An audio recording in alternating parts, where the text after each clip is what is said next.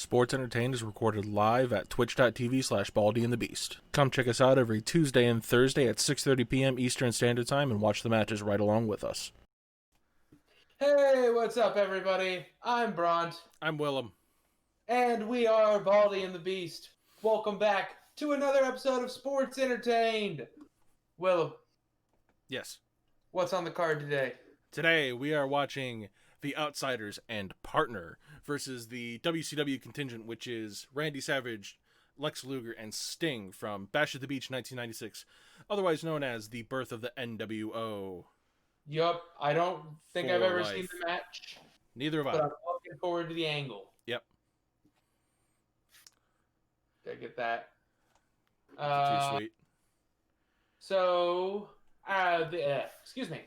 the match happened on July 7th of 1996 at the Ocean Center in Daytona Beach, Florida, with 8,300 people in attendance.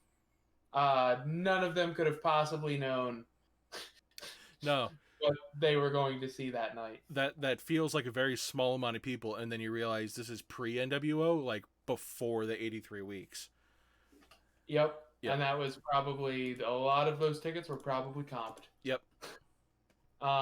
But anyways, so like he said, the match was between Hall and Nash, the Outsiders, and a spoopy mystery person versus Team WCW. And this all started back on May 27th when Scott Hall came out unnamed and unannounced. Yep. And said that he was here in WCW to invade WCW. I think the exact words were, "You may know who I am, but you don't know why I'm here." Yep. So anyways, he came out and he made a challenge to Bischoff to pick his best 3 wrestlers to go against Hall and 2 mystery partners. Yep. The first partner named was obviously Big Sexy Kev Nash on the June 10th Nitro. And after that, the 2 of them became known as the Outsiders. Which, quick sidebar, good name and a great gimmick for this story. Yeah. Like, fantastic name for what they're going for here. Yeah, it really does kind of make sense for what they're going for, because all they were known for at that point was stuff outside of WCW, like Kevin Nash's Diesel, Scott Hall as Razor Ramon. That was it. I mean, they had small tenures before, like they actually had tenures in WCW before they went to WWF, but they weren't known for that. Yeah, and WCW was also trying to sell the fact that maybe they weren't here on WCW's dime. Yep. And maybe they were here on Vince's dime. Yep. Anyways, after the Great American Bash, after that, Bischoff accepted their deal, and the Outsiders demanded to know who their opponents would be. Bischoff refused, and that earned him a one-way trip off the stage and through a table. Then the next night, they had a random drawing done, and then Savage, Sting, and Luger were chosen as WCW team. Yes. The Outsiders that night refused to reveal their third man, and they continued to interrupt WCW events. Who is the third man? They probably refused to reveal their third man because they didn't know who it was going to be yet. In the process, and this is all, everything I'm about to say is according to Scott Hall. So if it's incorrect, talk to Scott Hall. Take it with a little grain of salt. Yeah. So apparently Brett was pitched as a third man by Hall and Nash.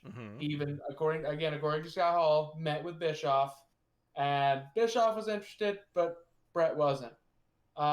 Then, even going into the night of the pay-per-view, they still weren't 100% sure if Hogan was going to turn, because he had such a long face run that had made him so many ducats. Like, I can see how he was a little iffy on whether or not he wanted to return. Yep. So, even going out into the match, the last words Bischoff supposedly said to Hall and Nash were, "If Hogan doesn't show up, I'm sending out Sting."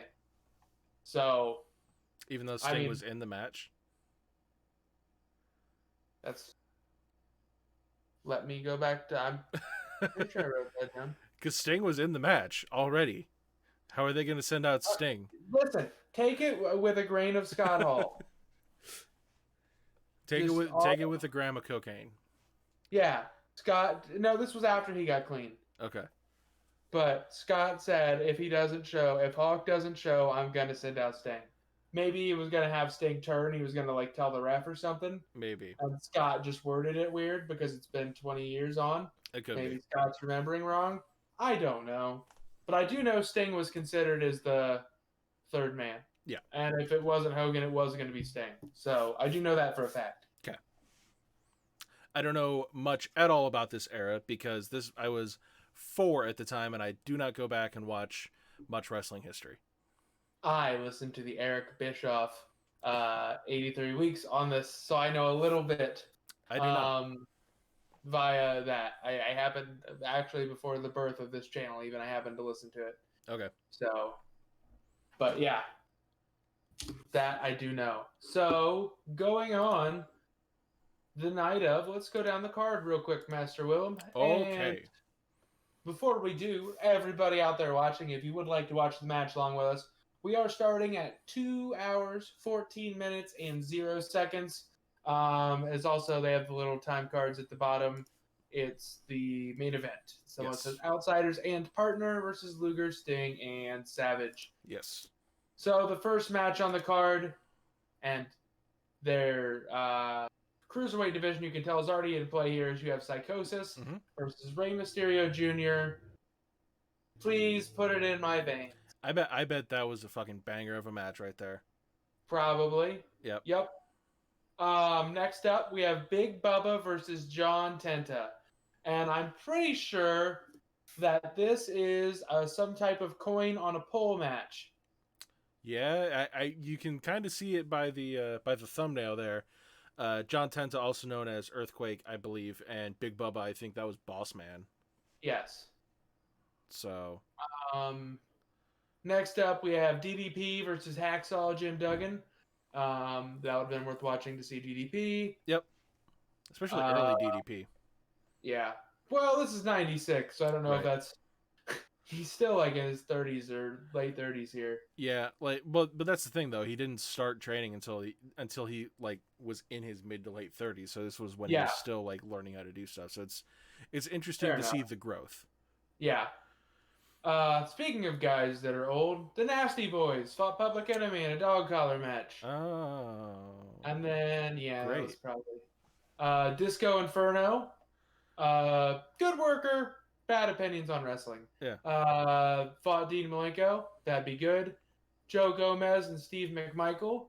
If I'm being totally honest, I don't know who Joe Gomez is. Neither do I. That sounds like an absolute train wreck of a match waiting to happen just because of the fact it's got fucking Mongo in it. Yeah. I don't have anything else to say. Yeah. Ric Flair fought Conan for the U.S. heavyweight title. I bet that was good for on, Conan. Yeah, I bet that was good on some level.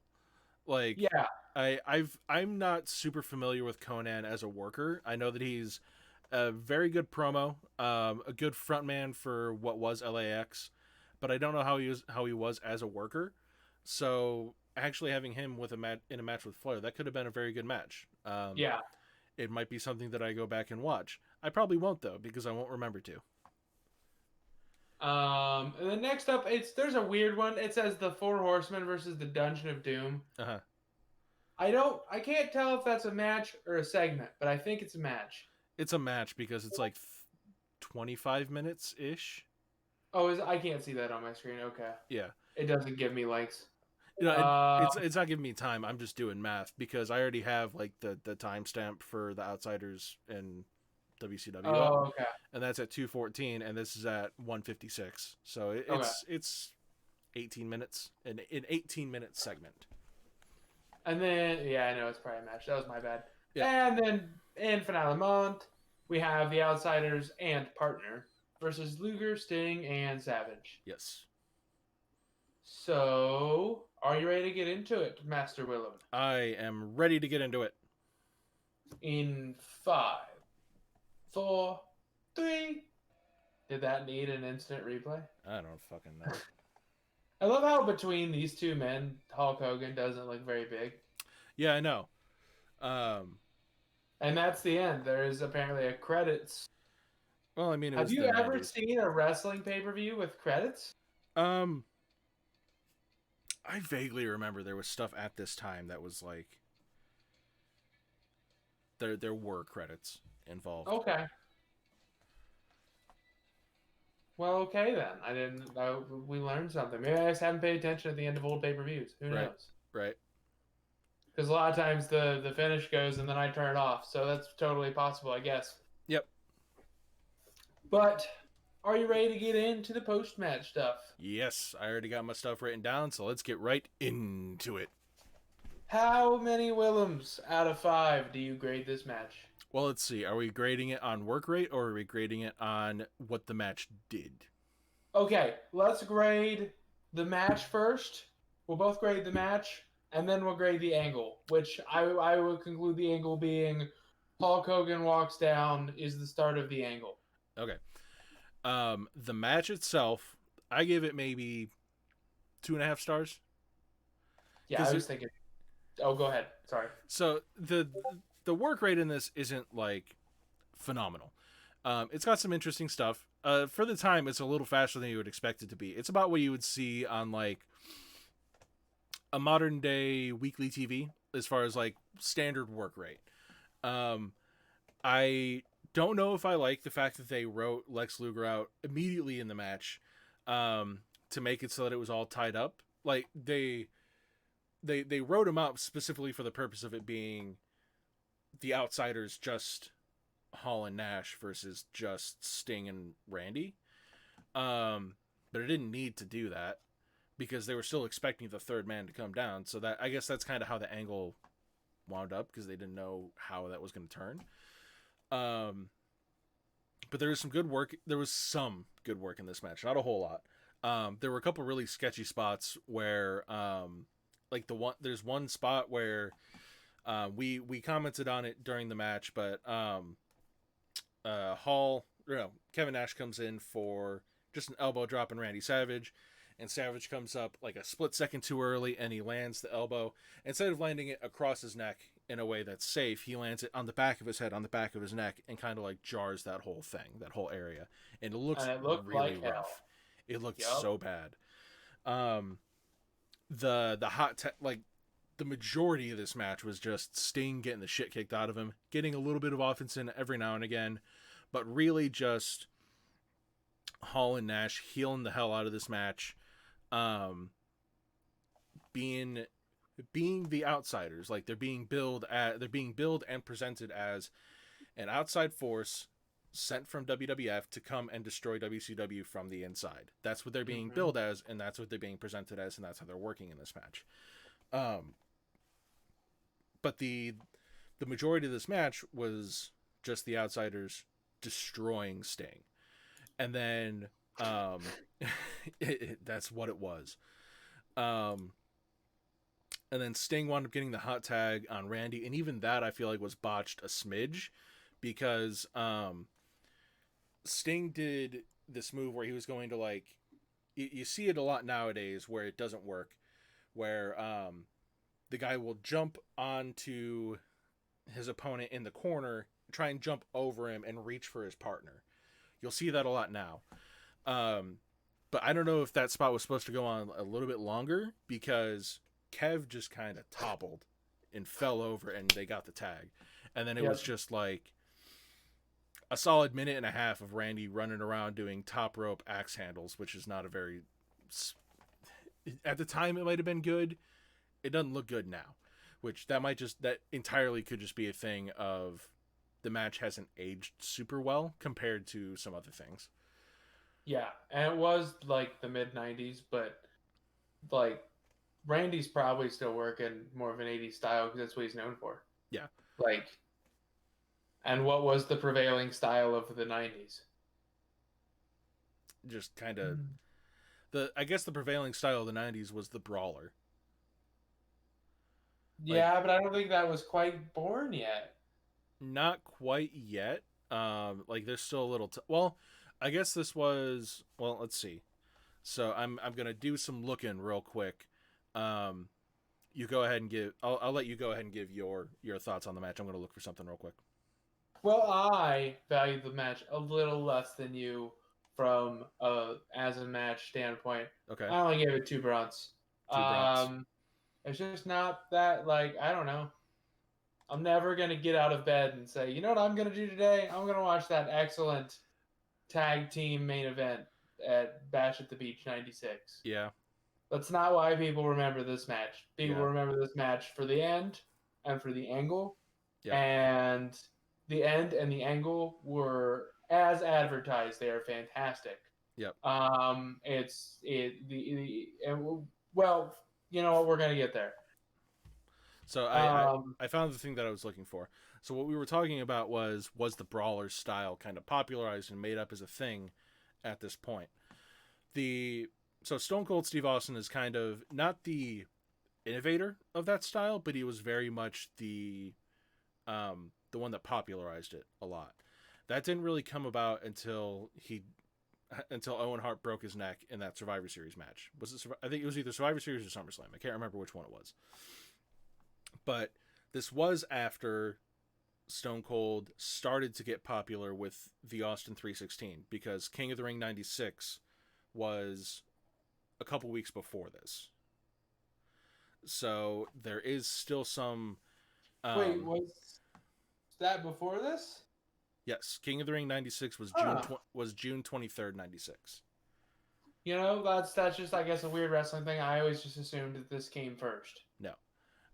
But it did take a while for Stone Cold to really take off and get that popularity because it wasn't until Mania the following year that he had the match with Brett and he did like they did the famous double turn and Stone Cold was such a badass that he just passed out in the middle of the ring. Great finish. Yes. We should do that match. That was a fantastic finish. Yeah, it was. Um but yeah, so that was my thoughts on the match and as far as like the brawler style, that's kind of where it started. It was really kind of original and I suppose at the time this was when ECW was also getting popular and there was a lot more hardcore stuff going on, so a lot of the brawling could come from there too. Yeah. Mm-hmm. But that's my thoughts on the match. You said you gave it 2 stars. You're gonna give it Yes. 2 bronze. 2 bronze. Um, Um, but as far as the angle goes, 5 bronze. yeah. Five full bronze. This was I didn't get into it earlier. This was the most heat Mm-hmm. I can remember seeing. Um, as long as I've been a wrestling fan, I don't think I've seen heat, Oh yeah. with the exception of the pipe bomb, and that was a different kind of heat, Yep. anywhere close. Yep. This the crowd hated it, but that didn't deter Hulk like Mm-hmm. maybe you would have thought it might have. Yep. And he played into it.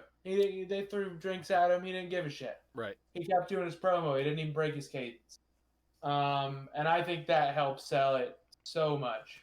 And I think a lot of that also comes down to the fact that even though it was Hulk doing something that he hadn't done in a long time, because all of his WWF run, he was a face. But prior to that, he was doing some heel stuff and he was doing heel work on like Smoky Mountain Wrestling and stuff like that, and the AWA before coming to WWF. So he is familiar with heel work prior to his WWF run, but he did spend at least a decade, if not more, as the face of the wrestling world. Yeah. So the fact that he had all that time to work on his ability to continue to do a promo, that kind of contributes to this a little bit here. Um, I'm also going to give it 5 Willems simply because it's the start of the NWO. It's start of the Monday Night Wars, the biggest boom period in the most best selling, the biggest period in professional wrestling history. Mm-hmm. And it all started here with arguably the biggest heel turn in wrestling history. Mm-hmm. And it however you want to think of how it turned out in the end, yes, there was a lot of politicking. There was a lot of politicking. Um, Arguably, the NWO wound up driving WCW into the ground with the addition of a bunch of other Yep. stuff. Mm-hmm. Um, Their over reliance on it. the over reliance on the NWO is kind of what wound up doing WCW in. Um, but for the time and for how long it lasted, it was easily the biggest angle and the biggest heel turn in wrestling history. Mm-hmm. The angle was so good, like you said, it started not just a WCW boom, but Mm-hmm. a wrestling boom. Mm-hmm. That's how good this angle was, Yep. and that's phenomenal. It it took three guys, the Outsiders and Hulk Hogan. They took with this angle a show that was not maybe not the biggest show of the year, but one of the bigger shows of the year in an 8,000 seat venue off the coast of Daytona, Florida. It took him from that to being the biggest and the to this date the only company to ever compete with the WWF and beat the WWF for a long period of time. They were running probably, and I don't know this for a fact, I would assume they were running Nitro events of similar size to this pay per view, Yep. if not larger, and they were selling out. Yep. And that is something they didn't do. Yep. Um, they, I don't think, made money until 96, 97, if I remember Bischoff saying correctly. Yep. But like they lost money in perpetuity for years. I can believe it. Until they had, I think they had like that one really big year they made a Yeah. ton of money, but it was all based on the back of this. Right. And the exciting thing with the times we're living in now, at least on a wrestling landscape, is the conditions for something like this to happen again look like they're starting to be there. Right. And it's coming from the opposite way where WWF had been around forever and WCW was looking to be like the king or the underdog that could to come up and take over in the business. It's looking to be, well, I can't even say it's the opposite. It's looking to be the exact same thing where AEW is the new hotness in the wrestling industry and it's looking to come up and take over the wrestling business. And the big difference is that WWE currently is doing WCW-esque booking from like the end of WCW. They're doing very poor booking on a lot of their stuff. But I think, to be fair to the WWE, they were doing that in 1995 as well. Yeah. Like they, for all the praise the Attitude Era is given, and rightly so, it was a very short era that drew a ton of money, but the era immediately preceding it was bad. Yeah. It was like it didn't draw, it wasn't good by by a lot of measures, and kind of like where we're at now. Yeah. There's so it's kind of a weird period because so 94, 95, 96, at least up until this point, were very poor years for wrestling. After this, that's when the boom happened. That's when, like, the Attitude Era didn't start until a year after this, because it wasn't until the Montreal Screwjob that the Attitude Era even started. So there was still a year after this happened until the real boom happened. And it lasted until 2001, until Mania 17, because the end of the Attitude Era is arguably when Stone Cold turned on The Rock, turned on the fans at Mania 17, and aligned with Vince McMahon. And it was really weird because WWE bought WCW, and it turned to shit real quick. Yep, almost immediately. Real quick. And it wasn't until I'd argue as far to say that it wasn't until NXT started that it started to pick back up. Yeah, and now the drop off was steep at first, but then it kind of settled out, and they had a period that was okay. But like as soon as the competition was gone, it was like Vince knew he didn't have to do all the things he was doing. I don't think he ever necessarily liked the things that he had to do. Yeah. But he realized he had to do them. Yep. And if nothing, Vince will chase the almighty dollar. Yeah. So, and I think that's why he gets away with a lot of the stuff he books today, because you can say what you will, he is making more money now than he has ever made, and it's not even close. Oh yeah, like 1,000%. So, you can't fault the guy. He's still running a business that makes money as much as we complain about it. Right. But I think we're growing a little long in the tooth here. So I think we might want to wrap it. What are we going to be watching on Thursday? I don't think we ever discussed it On beforehand. Thursday, Because we are going to be starting a new trilogy. We finished the AJ Styles John Cena trilogy last week. We're going to be starting a new one coming this Thursday. that is partially a lie, Will. What? We're not going to be starting a trilogy on Thursday. We're going to be starting a duology. Duology. Yes, duology. That's the word I'm looking for. Okay. And then the trilogy will be next. Okay. And So that's not at all because I haven't picked the trilogy yet, but I have picked the duology. okay. So, anyways, duology is going to be Brett and Owen starting at WrestleMania 10, that famous 5-star match. And then the second one the week after will be their SummerSlam rematch, Mm-hmm. and they are both bangers. They're so good. I remember I specifically went back and watched WrestleMania 10 just to watch this match because I heard it was so good.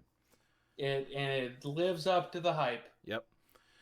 But anyway, thank you everybody for coming out to watch us. Thank you for people who watch us live on Twitch. Thank you to everybody who listens to us on all of our audio only versions. We have, as of yesterday, we are now on Google Podcasts. However, for whatever reason, I click on the link and it doesn't take us anywhere. But all of the links to everything are down below. Thank you for all the likes. Thank you for all the comments. Thank you for all the chats, talking to us, coming to see us live, coming to watch our videos. We greatly appreciate it. If you want, come check us out on our social medias. We got Facebook, we got Twitter. Follow us there. We don't post much there, but that's because we don't got many people there. If we get more people that are interacting, maybe we'll post more. But yeah, we greatly appreciate everybody coming out, everybody talking to us whenever they can, and especially all the views and especially all the love that we get from you guys. Yes. Like I said before, we will be back this Thursday at 6:30 p.m. Eastern Standard Time, and we will see you there. Bye-bye.